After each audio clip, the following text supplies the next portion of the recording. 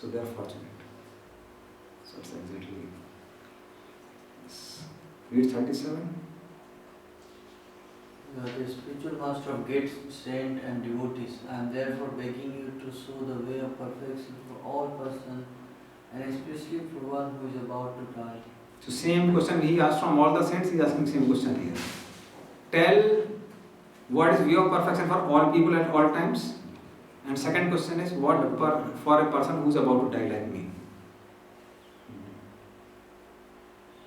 Yat shrotavyam atho japyam Yashrotavyam madho japyam Yat kartavyam nirbhir prabho Yatavyam nirvyo Smartavyam bhajaniyam va Smartavyam bhajaniyam Ruhi yadva viparyayam Please read translation. Please let me know what a man should hear, chant, remember and worship, and also what he should not do. Please explain all this to me. Yeah. So there are so many mantras to hear, so many things to hear, so many mantras to chant, so many things to remember given in the scriptures and worship. What one should do, what one should not do. Please explain all these things. Nunam bhagavato brahman Nunam bhagavato brahman Grihesu grehemedinam Grihesu grehemedinam Na lakshate hi avasthanam Na lakshate avasthanam Api go dahanam pachit. Api godahanam pachit. Read translation and purport. O powerful Brahmana, it is said that you hardly stay in the house of a man long enough to milk a cow. But saints and sages in the renounced order of life go to the house of the householders at the time they milk the cows early in the morning and ask some quantity of milk for subsistence. A pound of milk fresh from the milk bag of a cow is sufficient to feed an adult with all vitamin values, and therefore saints and sages live only on milk. Even the poorest of the householders keep at least 10 cows, each delivering 12 to 20 quarts of milk, and therefore no one hesitates to spare a few pounds of milk for the mendicants. It is the duty of householders to maintain the saints and sages like the children. So a saint like Sukadeva Goswami would hardly stay at the house of a householder for more than 5 minutes in the morning. In other words, such saints are very rarely seen in the house of householders, and Maharaj Parikshit therefore prayed to him to instruct him as soon as possible. The householders also should be intelligent enough to get some transcendental information from visiting sages. The householders should not foolishly ask a saint to deliver what is available in the market. That should be the reciprocal relation between the saint and the householders. Yeah. So what is available in the market is material benedictions. Or now sometimes saintly people come. Oh, please bless my child, he will pass in the exam. Please bless me so that I can get promotions. So that is not what you should ask. So go and ask some spiritual knowledge. Otherwise we find the same thing. Who lamented? Devuti. She said, 100 years I stayed with you, my dear husband. We enjoyed so much. But I forgot to have any spiritual inquiry from you. So that is why, like, association of pure devotee is not just physical, it is also by hearing. Hearing is also very important. Hearing, observing, following the last verse of this chapter. 40. Sri Sutta Goswami said, the king thus spoke and questioned the sage using sweet language. Then the great and powerful personality, the son of Vyasadeva, who knew the principle of religions, began his reply. Yes. So Sukadeva Goswami will begin replying in Canto 2. Canto 2. Yes. So Canto 1 was background. So already the background is set. So can we have question? What we'll do, we'll have question for 5 minutes. Then we'll end. So just wait. Okay. Maybe he was waiting first. You can take- Oh, never mind, it's fine. You know, you go first, it's fine. No, No, let me go okay, first. first ask the question. Okay, so 36 here it is like without being inspired by Lord Krishna, how is that you have voluntarily appeared here? Though you are moving incognito to the common man and are not visible to us for on the verge of death. Like sometimes I have seen like non-devotees. Last moment they are coming to Mayapur, chanting, hearing and leaving the body. And somebody practicing so long and leaving their body in the Kolkata some hospital. How to understand this? Okay. See, these are not the only conditions. These are not the only conditions. Like I told yesterday, if you remember this verse, that if my devotees are worshipping me all the times, even if they forget me, I remember them. So the point is, there is no shortcut. Because even if a person leaves his body in Mayapur, he has no attraction to Mahaprabhu, then will he go to Svetadweep or Golok Vrindavan? It will be like torture for him. No, he wants to eat fish. And that devotee is chanting and reading and hearing and it's like they're eating prasad. It will be torture for him. So that's why only when one has a devotional attitude, then one can go. It is also said that those who leave the body have taken to Golok. Yes, but they should have the desire. Otherwise we have this pranamaya also. We have covering of pranamaya. If he happens to change his desire, that is okay. Like sometimes we also say that not 14 generations, 21 generations are delivered. They are delivered. Delivered means they are delivered from sin and they are given opportunity to practice Krishna consciousness. But now if they don't want to go there, if you force them to go there, it will be torture. Makes sense? So similarly, many devotees who leave their bodies outside, but if they have that desire, Krishna says, for my devotee there is no conditions that they have to leave body in the dham only, or they have to be chanting at the last moment. Is it like some aparat we leave body? No, that's what I'm saying, it's not necessary. Like Prabhupada would say, Prabhupada certainly came to Vrindavan, but Prabhupada said that while I'm preaching, and let me die there in New York City, and you can build my samadhi on the 14th floor of the building. Sometimes I hear that when you commit Vaishnava Prarabdha, you are away from the association. Association is a different thing. Getting away from some devotees is a different thing. But you are saying that leaving the body, conditions to go back home back to Godhead while leaving the body is applicable for Karma Yogis, Jnana Yogis, Ashtanga Yogis, Karma Mishra Bhaktas, Jnana Mishra Bhaktas, Ashtanga Yoga Mishra Bhaktas. It's not applicable for Suddha Bhaktas. So the Bhaktas, they will go back to Godhead anyway.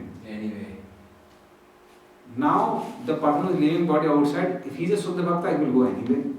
If he is not a Suddha Bhakta, then even if you bring him here, he has no desire to go to Goloka, then no use. No? See, even if somebody is Karma Mishra Bhakta, he has some desire. I will open a big company, only then I will go to Goloka.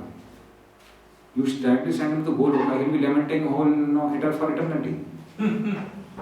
Hey Krishna, it took me too early to go back to Godhead. At least let me, I should have opened one company.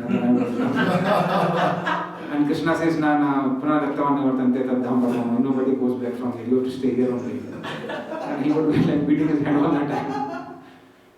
So, that's why that attitude, that desire has to be pure. Not everybody. So it's not like something magical. See, many times what happens now? We see it's like set of rules and regulations. Something magical happens. It's like a desire, not something.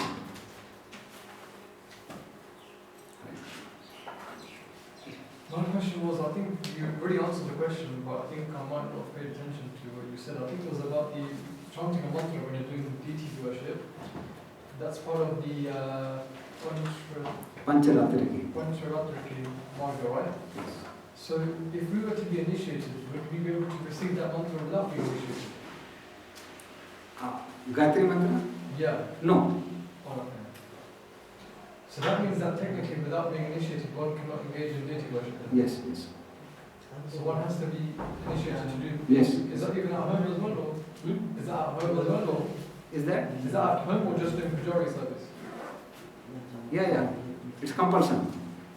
Okay, so that, would that include doing deity worship at home as well? Yes, it is a part of deity worship. Okay, so if one is not initiated, then he was not allowed to engage in deity worship? Yes. Okay. You can assist a pujari, but you cannot do direct deity worship. Pictures we can do, no? See, actually speaking now, ISKCON we have laminates and other things, but really speaking, if you go in the strictness of the scriptures, there is no difference between deity and the photographs. But because it is a preaching movement, we have a lot of compromises.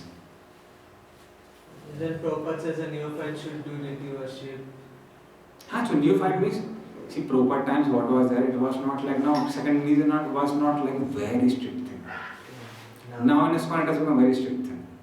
Sometimes it takes 10, 15, 20 years for people to get second initiation.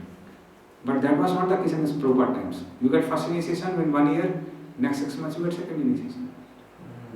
And many devotees also don't aspire to get second initiation because don't have real desire to get into the altars of preaching or following. Okay, but my thing is, it is purifying. See, those who do deity worship, always they have the realization. It's such a personal service. You really get attachment to Krishna. Otherwise, many times what happens is we just go outside and we preach. It's like we are more after getting followers, getting fame, etc. That devotion to Krishna, it's like sometimes really lacks. To really identify that it is compassion or passion becomes difficult. Compassion or passion. It was referring, I have a few questions. Few you can ask, others you can ask personally. In the case of Ajamil, did he have the desire to go back home to Gondel? Because the Vishnu came and they take him? No. After that he practiced for 15 years. Chance. This is not mentioned in the Bhagavad Gita. But it is mentioned. It's mentioned, he practiced, no? Yes. Okay. So, I'm often in the Dham of Vrindavan, and many devotees say whoever dies in the Dham, if he does offenses, then you have to take birth as a monkey or as a dog, and then go back home, go back to Godhead. But now you say if he does not have the desire of it, what then? See, those who stay in the Dham means these people already had a desire to go back to Godhead, but they commit some Vaishnava Aparadha. So Prabhupada quotes the example of so many Sahajiyas, they go there, they want to go to Vrindavan. But somehow, because of their misconception, they think that we can keep on breaking four principles in the Dham, at the same time just chant Hari Hari, and we can go. So Lord punishes that particular thing, purifies them of the misconception, and because they have a desire to go to Golok Vrindavan, they go there. You see many of the Dhamadasis, they don't follow any regulation during their lives. And even if they are born there. See, actually for being Dhamvasi, there are certain preconditions. Yeah, you need most of pious activities, devotional pious. Devotional piety. And there are a lot of conditions actually. It's not like somebody just comes and stays in Dham, he becomes a Dhamvasi. So if you ask Vrajavasis, they have a lot of conditions. So these many generations should be there in the Dham. Not just immediately you transfer, you become a Dhamvasi. And then one of the conditions they have is you should know how to milk the cow. Something very. So being a Dhamvasi, it's not that somebody is just born in a Dham, it's like a Dhamvasi. So we have to really look into scriptures what is the definition of Dhamvasi. Yes. Some devotee wrote an open book answer which was not expected. He wrote a lot of conditions of being a Dhamvasi from somewhere he was quoting. I don't remember them now. So there are conditions, there are preconditions for one to be called as a Dhamvasi. It's not like. It's not by birth. Not by birth alone. But we do find, actually speaking, if you see to Vrindavan, Vrajavasis are really devotional. You talk to them personally, you may sometimes find them chewing pan or chewing some tobacco, but they are really devotional people. At least because I stay in Jhansi, which is pretty near. So really, recently also during Kartik month I was there and I met many Vrajavasis. They are really devotional people. I found one taxi wala, auto wala. I don't want to like narrate, take a lot of time. But although he was drunk, he was telling no, Arey no, immediately no, I'll take you to Barsana, I'll take you to Nandagaon, Radhe Radhe. So constantly he was chanting the name of the Dham and the holy names only. So they, even in a drunken state, when person is not conscious, what rings in their mind is Krishna, Radharani and their service. So they really have those who have attachment to Krishna, they are Dhamvasis. So just by seeing them actionally, you may not identify them. If you really go near them, talk to them, then we'll understand what are their inner feelings. So they have strong attachment for Krishna and Radharani, Brajavasis. So very difficult to judge them from outside. Even in Vrindavan, they say, nowadays, not Brajavasi, before Six Goswami going to there, all jungle. Only the Sanatana Rupa Goswami first leading there. After that, only slowly the Madhura come into the Brajavasi. They are not the real Brajavasi. See, many of the Brajavasis, they are like migrated people. They just migrated 30-40 years back. The person who made a deity for me, I got a deity made there in Vrindavan. So he was telling me his father was one who made did sculptures in many temples in Vrindavan, sculpture work. So all huge temples in Vrindavan he did sculpture work. So he was telling 40 years back from going to Panigaon till the main Vrindavan, he had to go through entire forest. Not a single house was there. So many people currently in Vrindavan are the migrated ones. They are not the original Brajavasis. But those who are original Brajavasis are really devotional. And the last question. So what we can do, maybe we can officially end. Thanks. I will really get it once. One question. Okay, sorry. One last. It was concerning the point of initiation before. I was wondering if we consider that only Shiksha, no formal acceptance from the Guru, then it does give credit to the Ridvik. Okay, no, see, main thing is what Prabhupada writes there. I can just tell you from, really speaking, first time this thing also I heard from Bhakti Charu Maharaj 10 years back. I was really bewildered till I went through this purport of Chaitanya Charitamrita. So that purport of Chaitanya Charitamrita, what Prabhupada writes is, in general, for every devotee, in general means 99%, we need both Bhagavad Vidhi and Pancharatri Vidhi. Bhagavad Vidhi, although Bhagavad Vidhi is more purifying than Pancharatri Vidhi, but because our senses are impure, to stay in Krishna consciousness only by Bhagavad Vidhi is very, very, very, very difficult. That's why we need both. And for Pancharatri Vidhi, we need initiation. So Pancharatri Vidhi Prabhupada says almost compulsory for everyone. Nowadays what has happened is, many times devotees say, Arey, who will do such a hard work of doing deity worship, anyway we don't get any credit for worshipping deities. Really speaking, grossly. Many times some devotees have that sort of thought process. No, because see, you preach, you get followers, you get identified by devotees. But if you just do deity worship, who is going to identify you? So many times some devotees feel it is not important. But Prabhupada emphasizes on deity worship. So he says that for purifying one's senses, one should do deity worship, and for doing deity worship, one should get second initiated. So that's why for Pancharatri Vidhi, one requires initiation. Whereas for Bhagavad Vidhi, no formal initiation is required. Is that clear? Yeah, but in the same time, it still gives credit to the Ridvik. I could read the book and say, I follow instruction of Prabhupada, I consider myself. The main thing is, if they read instruction of Prabhupada and follow instruction of Prabhupada alone, we have no problem. The only problem we have is why they blaspheme other devotees. Yes. If they read Prabhupada's books, has Prabhupada not written that no, Vaishnava Prartha is so dangerous? Are they so foolish that no, they don't see that no, Vaishnava Prartha is dangerous? Where are they following Prabhupada? Don't they go through this purport that Prabhupada writes Pancharatri Vidhi is also important? What is the meaning of following Prabhupada? If you are following Prabhupada, you have to follow Prabhupada, all the instructions of Prabhupada. Yes. So Prabhupada has written that no, Pancharatri Vidhi is important, and for that you should take formal initiation. For that you have to hear mantra from the mouth of a pure devotee. Where are they doing that? Yes.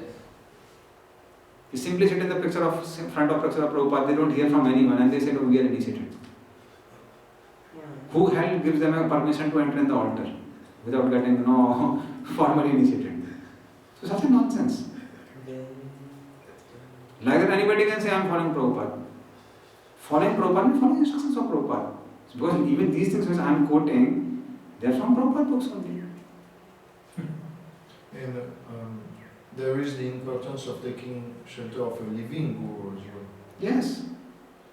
Because a book is not sufficient. I mean, if we look at our Pampa, they don't claim themselves to be initiated by Narada Muni, or they don't jump. See, main thing is when you say initiation, why you are talking about initiation? If you are talking about initiation means, Shiksha. so see, only by Shiksha you can take from anyone, but again Prabhupada says that is not enough. You need deity worship also. For deity worship you need a formal initiation. Prabhupada emphasizes on that. So if you are saying I am following Prabhupada, then you have to follow all instructions of Prabhupada. That means you have to get initiated formally from a spiritual master and do deity worship for going back to God. Simple. You can't say I don't follow this instruction of Prabhupada. That means you are not following Prabhupada. Prabhupada has given so many instructions, right? Prabhupada said never leave ISKCON. Prabhupada said never leave GBC. Why they are not following them? There was an instance when Prabhupada is like, one devotee said that, Prabhupada, I want to follow you, but I don't follow GBC. Yes. So Prabhupada said, okay, then you follow me? Yes. Then I am saying follow GBC. So there is a rascal term. When you are saying that, Prabhupada uses the word rascal term. So you are a rascal term. You are saying, I follow you, but I don't follow GBC. I am saying you follow GBC, and you are saying I will not follow GBC. That means you are not following me. Same thing with the Ritviks also. Yes. They say we don't follow GBC, and they are saying we are following Prabhupada. How are you following Prabhupada? Such a stupid thing. So it is all cheating. It's like when you follow Prabhupada, you follow everything completely. If you had any problem with ISKCON, you should have been part of the solution. Not that you leave the ISKCON and discard the ISKCON. That is not a solution. Be a part of solution, don't be part of problem. Rather, you create more problem of ISKCON by opening Ritvism. If you really wanted to be a part of solution, then you should have solved the problem if you feel there is some problem. So they are simply cheating, that's all. Cheating themselves, cheating others. Our temple president is the one who fought the cases. And we can stop it. Yes. Our temple president is the one who fought the cases.